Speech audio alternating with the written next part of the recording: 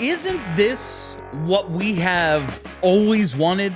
I don't know if it's true, but my parents maintain that to this day, my first word as a baby was buddy, in reference to the hero of most boomer Eagles fans, Buddy Ryan. And it feels like through the following decades, while focusing on offense has led to unprecedented success for this franchise, the fans have long yearned for a stout defense worthy of representing this city's self-image. Not just a bend but don't break defense or an opportunistic defense or one that racks up a ton of sacks but never actually lays anybody out. We've wanted a real bad-ass defense. Ladies and gentlemen, we have one. The Eagles are allowing 20 points per game, but in a 7-day stretch in primetime games, they've held playoff-caliber offenses to single digits. They beat Green Bay 10-7 a week ago, and they beat the Lions last night 16-9. This seems insane. We've been told for so long that you need a dynamic offense to win in the modern NFL, and the Birds certainly have the personnel for one, but the results have been far from dynamic, and yet here they are, atop the NFC, 8-2, winners of 4 straight, consecutive NFC East titles, all but guaranteed, head-to-head wins over the entire NFC North, except for the Bears, who they'll see in a couple of weeks, and the division leaders of both the South and West.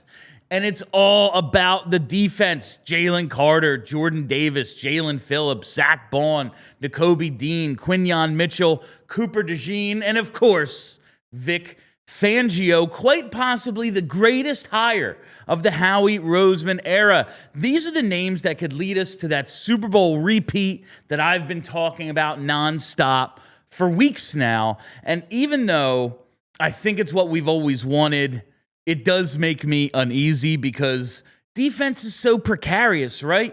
You can make almost every play, as they did last night, but if the offense doesn't do its part, the game can still be in the balance, and we've seen it each of these last 2 weeks.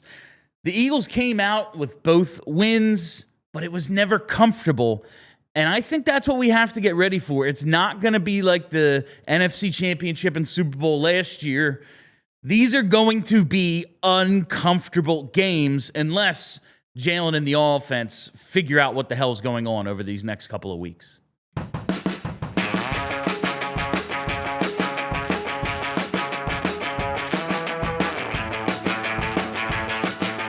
Hey, everybody, how you doing?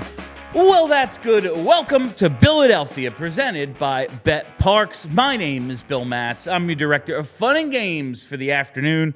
Joining me live in the Xfinity Lounge, it is the host of PHLY Phillies and my esteemed producer, Tyler Zulli. Tyler, were you uncomfortable last night? Did that make you a little uncomfortable? Yeah, I mean, I was uncomfortable because it was 32 degrees out and it was freezing. Oh, right, you attended the game. However, I think uncomfortability is fine if your defense continues to play the way that it did, because the last 2 weeks they have this team as a collective unit has scored 26 points and has walked away with 2 wins. They're 2-0 because they've given up 7 and 9. This defense swarmed last night. We have a ton of different guys to break down, but I just thought as a collective group, several different times they came up with critical stops. I mean, just an unbelievable performance from this defense as a whole.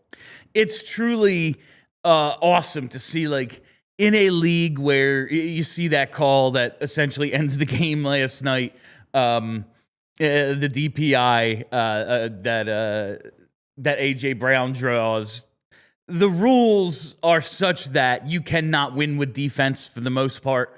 If you try, there will be a play or two that kill your dreams. And yet here this team is just abso-freaking-lutely dominating defensively. We go back to the NFC Championship game, obviously beating the Chiefs 34-0 in the Super Bowl. That was incredible. And now here they are just, yeah, man, playoff caliber teams. It's not like they're just beating up on the Browns of the world. Like, oh, yeah, of course they held them to 3. Like, because they don't have a quarterback. Like, no, man, say what you will about Jared Goff. He's put together some really impressive numbers in Detroit. Say what you will about Green Bay.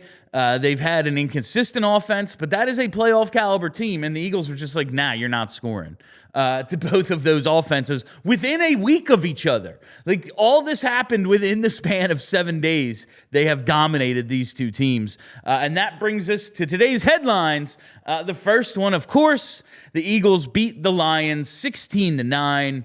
Jared Goff completed under 38% of his passes, got picked once, sacked twice. It wasn't just a game of like huge game-changing plays by the defense. It was just a smothering. They simply won just about every down, and there's so many ridiculous stats like this one. First team in NFL history to force a starting quarterback who had completed at least 70% of his passes that season and hold him under 40% for the game. That's ridiculous. To be under 50% in this league is nuts. To be under 40 is like you were throwing with the wrong arm. And that's basically what Jared Goff looked like last night. It was very much a seeing ghosts performance out there for Goff, where even if he had time, it was like, I don't think I do. I don't know if I've ever seen, like, yeah, we've seen games where a quarterback just throws 4 interceptions because he stinks. But I don't know if it's just been, the defense came out and outside of like 3 or 4 downs, basically just won every play. Like, it was just, they lined up and beat them. I don't know if I've ever seen that, Tyler. Yeah, I mean, the Lions had 2 consecutive plays in the drive in which they scored a touchdown where they went crossing route, and picked up some pretty sizable chunks of yards. And then they had one other really big time play, which was really made off the skill set of Jahmyr Gibbs. Yeah, just Gibbs being faster than everybody. It was kind of a dump pass that kind of took off, and it was an unbelievable play by Jahmyr Gibbs. But, I mean, you think about the drives that the Lions had in this game. 3 plays, 12 yards. 3 plays, -6 yards. 4 plays, 9 yards. 1 play, 1 yard to end the half. Doesn't really matter. But 6 plays, 33. 7 plays, 40. 4 for 11. 6 for 27. 4 for -7. You have those 2 sizable drives, the one ending in the touchdown. But again, it was a fairly large play that went for 40 yards. You take basically those 3 plays out of the game. That's it. The Eagles gave up like 3 yards per play. It was truly incredible. Like, Jahmyr Gibbs, Jameson Williams, you're going to figure out a way to get the ball in their hands, and sometimes they're just faster than everybody on the field. That's going to happen. You're not going to win every single down, but it basically felt like the Eagles defense did that last night. I have not seen a defense like this. See Jesse Bond in the chat says Vic might have surpassed Jim Johnson, which is an insane concept. It was a different league back then. You played a different way. Nothing will ever, like, in my mind, be better than Jim Johnson just because, man, 3rd and long, guess what? We're blitzing 9. Good luck. Rookie quarterback in there, Quincy Carter, we're going to try to end your career. Like, you don't play that way anymore because it's just a different sport. But Vic Fangio certainly, like, resume in a short period of time is close to it. Some bad news that comes out of last night's game. Obviously, the offensive performance, we'll get into some of that. But Lane Johnson suffers a Liz Frank injury. It's not expected to end his season, but could probably land him on IR for a few weeks. Liz Frank just scares me because the first time I heard it was in reference to Chad Lewis, and he basically ended his career, kept him out of the Super Bowl after the 2 touchdowns against Atlanta. He played a little at the end of 2005, but it was, for all intents and purposes, the end of his career, and that's what I always think with Liz Frank. Apparently, there's different degrees to it, and rehab and technology's come a long way in 20 years. So perhaps not the end here for Lane Johnson, but for an offense that needs some consistency, needs something. Their most consistent guy being out of the lineup and being replaced by Fred Johnson, it doesn't feel like this is the path to, and now we have it figured out. Well, it's funny, too, because I think a few years ago, I really harped on the Eagles should take a first-round tackle. And that was probably 3 or 4 years ago at this point. And since that time, Lane Johnson has been relatively healthy, has been relatively really good, and has kind of staved off those conversations. Now we're going to have to, unfortunately, circle back to that conversation about, you're going to probably have to utilize a pretty sizable draft pick, first or second round, on a tackle. And it doesn't necessarily mean that it has to be 1-for-1. Lane Johnson's done, tackle steps in. But if you can have, for a team that drafts from the trenches, both offensive and defensive line, very, very consistently, I think they're probably going to have to go back to that well, just because of the scenario that's at hand, and Lane Johnson continuing to get a little bit older. This is the last paragraph of the ESPN story about Johnson having a Liz Frank injury. Johnson, a 2-time first-team All-Pro and 6-time Pro Bowler, entered the game with a 0.0 knockdown percentage, no sacks or QB hits allowed this season. Yes, the durability has been a little bit of concern. He kind of feels like he's turning into Jason Peters a little bit with just, every game he's going to miss some time. But when he is in there, still as dominant as freaking ever. And I'll tell you, the moves they've made to bolster this defense, and apparently it's even better than I thought, going into the trade deadline, I was saying things like, it's going to take a draft, maybe 2, to get back to where the defense was because all those guys they lost. Well, bringing in Jaelan Phillips appears to have fixed it all, Tyler. And that's great because they're going to need some help on the O-line. This O-line is taking a beating right now. And if it is a Lane Johnson replacement, if it is another guard, if you are looking into adding some depth, you're going to have to spend some of those first, second, third round draft picks on O-line to get this thing back to where it should be on the other side of the ball. As Tyler fights with the buttons again. I think that, Jaelan Phillips isn't going to potentially answer every question because I don't know if he's even here for more than half a season. Obviously, those questions will be there. Nakobe Dean will have to be decided on if he gets a contract extension. Jordan Davis has to be. Reed Blankenship. They have a lot of guys that are in the future going to need contracts. It's why they're able right now to spend a ton of money on the offensive side of the ball, because a lot of their defense is on either very team-friendly contracts or rookie contracts, and some of those guys are starting to come off of those rookie contracts.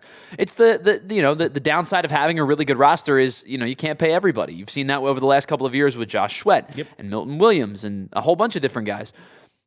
They're going to have to figure something out in terms of those contracts, but for right this moment, Jaelan Phillips has secured the edge. Jaelan Phillips, his first step is unbelievable. Having Nakobe Dean back and healthy. We talked about it on. We were talking about it on the Philly show a little bit. His sideline to sideline speed is. He shot the gap on one play and obliterated David Montgomery back into Jared Goff. He was 1-for-1, step for step with Jahmyr Gibbs on a wheel route. Yeah. I mean, the skill set that he plays with is fast, it's physical, it's extremely smart. Brandon Graham said on Anthony's show last week, he thinks Nakobe Dean's going to be a head coach one day.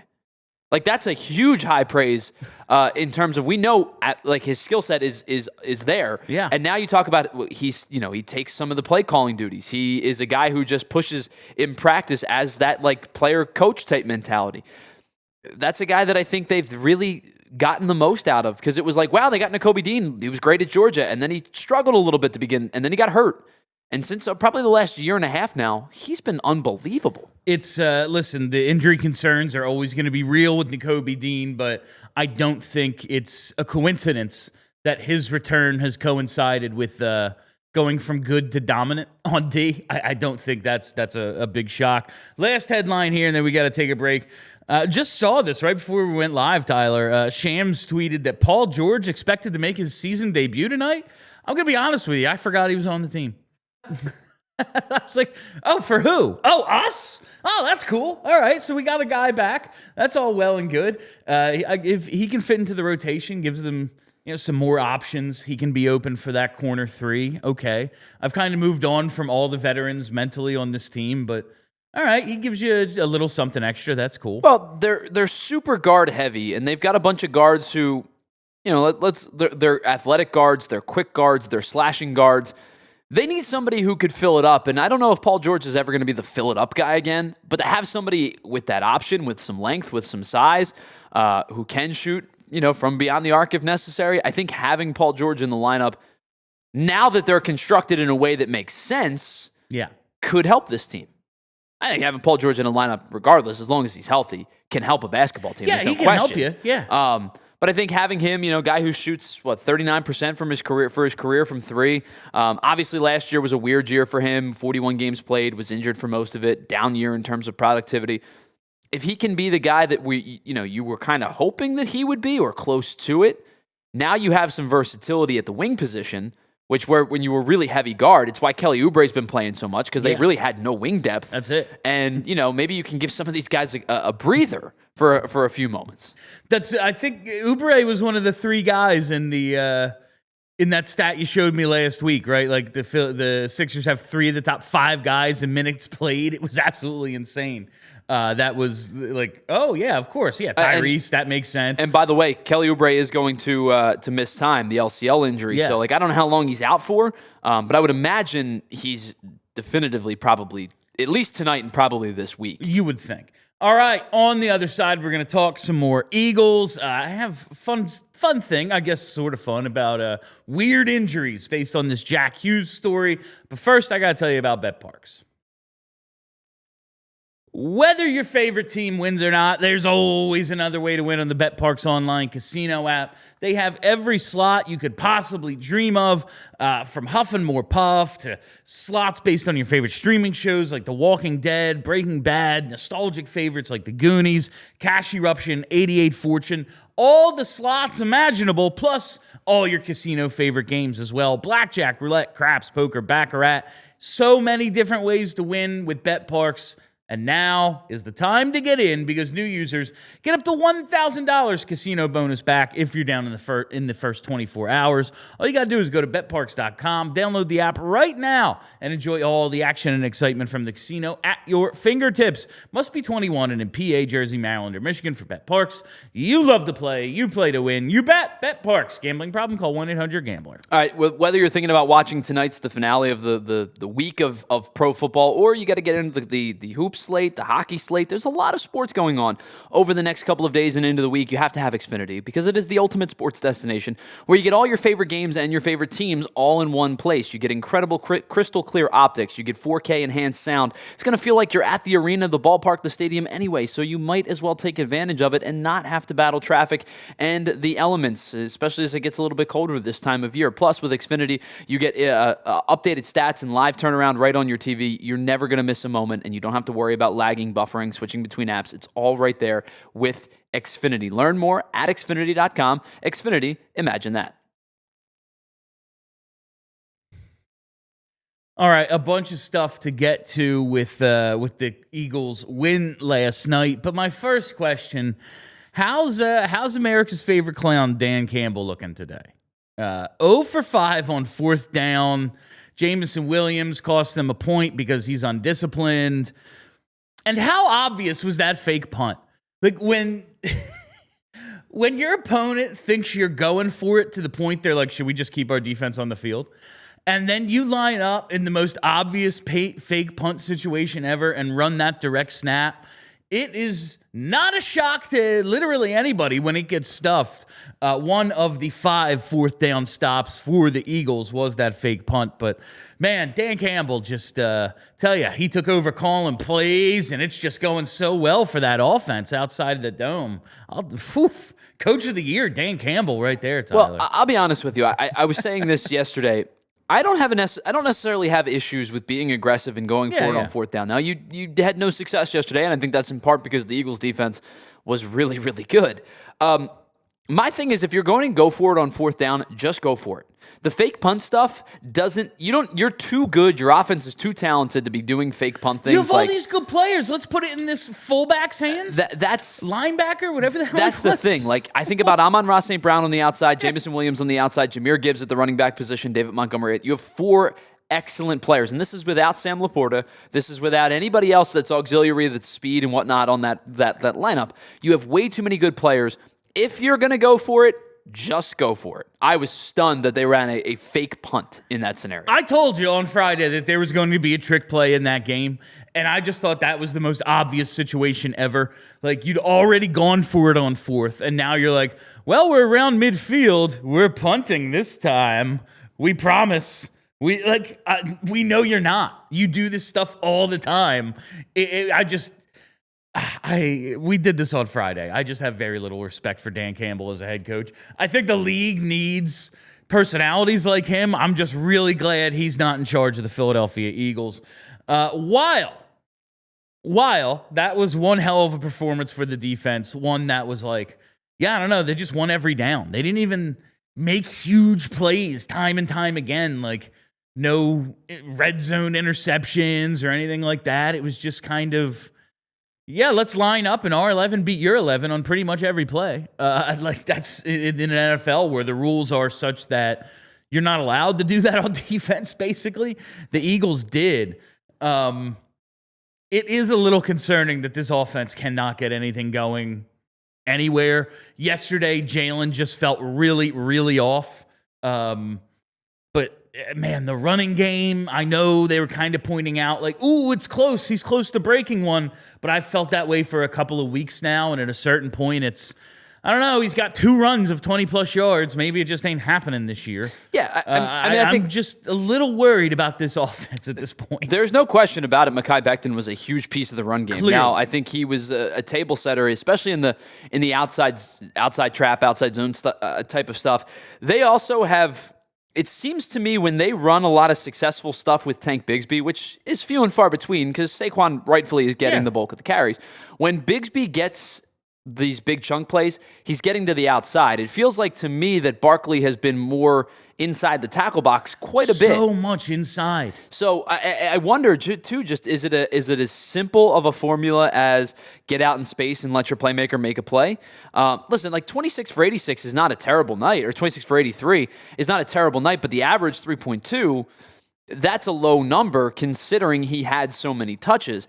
This time last year, if Saquon Barkley had 26 carries, he was probably going for 140 or 150 because he did have that breakout run, and he would have a 40-yard run.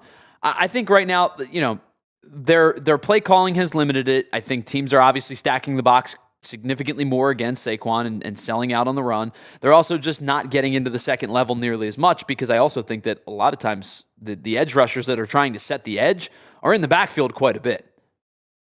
Yeah, we saw Barkley get outside a couple of times with a little success last night. They tried a couple of pitch plays, but it just feels like there's no rhythm or identity for this offense. And for, you know, what are we in, week 10, week 11 now? Like, that just can't be. We can't possibly, last night was week 11. You can't have no identity still. Maybe the identity is make as few plays as possible, but in the biggest moments, I don't know. I'm happy. You know, you and I were talking earlier. Like, yeah, it's cool. They targeted AJ. It would be nice if they could like get him the ball in space and not just throw to a blanketed receiver because they're trying to get it to him. This passing game, they're not playing complementary football right now. That's what I will say. Neither of the phases on offense are complementing each other, and the offense is not picking up where the defense leaves off. You see all the stops, all the possessions they have that started in Detroit territory that result in no points last night. Yeah, I mean, that's not complimentary. The interception starting at the 11 and coming away with a field goal is not the type of offense that you expect from an 8-2 team. Now, I think that is, you know, I think a bunch of different guys talked about it yesterday in terms of like shooting themselves in the foot too much. You know, you get a drive started, you get a chunk play here, and even chunk play being relative, you talk about an 8 or 9 yard play to go get to 2nd and 2, and then you're going backwards. And whether that's on the inside zone and you're going backwards, or it's on, you know, trying to get a little too cute with the bubble screen on the outside that doesn't go anywhere. They're just right now the offense is just not creating a lot of space, and I think that is kind of where you get that complimentary conversation of like the space creation has not been there the way that it was a season ago. I also think yesterday too, early in the game, they dropped 3 or 4 wide open passes. There were some pretty glaring drops, which is not a thing you expect from this team. Dallas Goedert, Devontae Smith, these guys catch everything. And there was a few in the first half where you're like, really? Oh. It was not working. Yeah. It was just simply not working. But yes, there was like the Goddard one and the Devontae Smith one is strange because like with Dallas Goedert, I think a couple of like there's times where I'm like, oh yeah, he's prone to a drop here and there. He's trying to turn it upfield. He's usually got a linebacker on his Devontae back. Smith dropped that pass and I was like, whoa. That's because I just expect Devontae Smith to haul everything in because he does. He's that good. But yes, I was a little bit shocked at the early drops.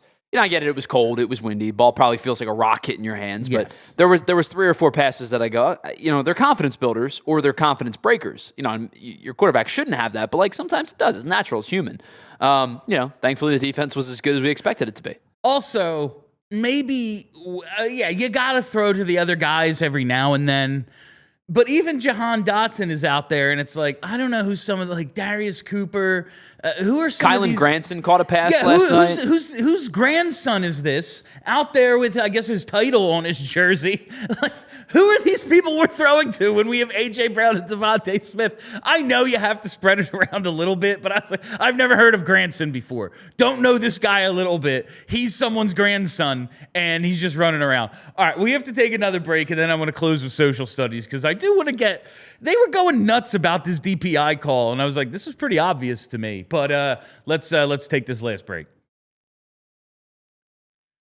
Sports fans, Philly fans, you know who's dishing those championship-level Black Friday deals every single day. It's our friends at Elkin Chevrolet. They're right off Route 73 South in Marlton, and it's a 3-man team. It's Jason, Adam, and Josh. They're 3 brothers who are in the store every single day calling the plays and delivering wins for their customers. There's never any fumbles or drama, just a hometown squad with a deep bench of Chevys and Black Friday deals that'll make you cheer. They call it honking good service, and trust me, it's a slam dunk. So if you're scouting for a new Chevy or pre-owned MVP, make your next move to Elkin Chevrolet. Real brothers, real deals, and a whole lot of honking good service. Shop now at elkinchevrolet.com. Together, let's drive. All right, listen, just because the weather has turned a little bit and it's not nearly as warm as it was doesn't mean you're not working out, playing, running around with the kids, whatever it might be. If you're doing that, you're probably sweating because it's natural. It happens, right? So if you want the best whole-body deodorant that's safe to use anywhere to make you smell good and feel good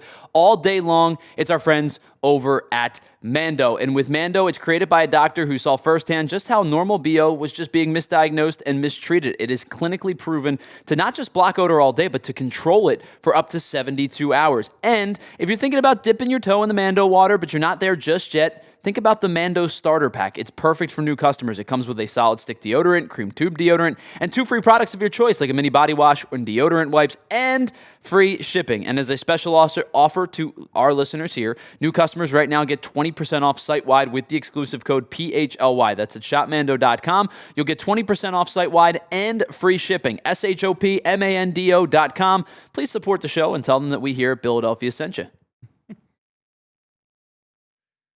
Keep those grundles fresh with Mando. All right, got to close. I love it so much. I was just going to let you do that. I love it so much. All right, I want to close here with social studies. We don't have a ton of time, but I want to get this DPI talk in because that pass interference that essentially ended the game did feel like a little bit of a ticky-tack call in A.J. Brown's favor. My thing is, first of all, officiating is bad in the NFL. Like, we know this. So this stuff happens all the freaking time.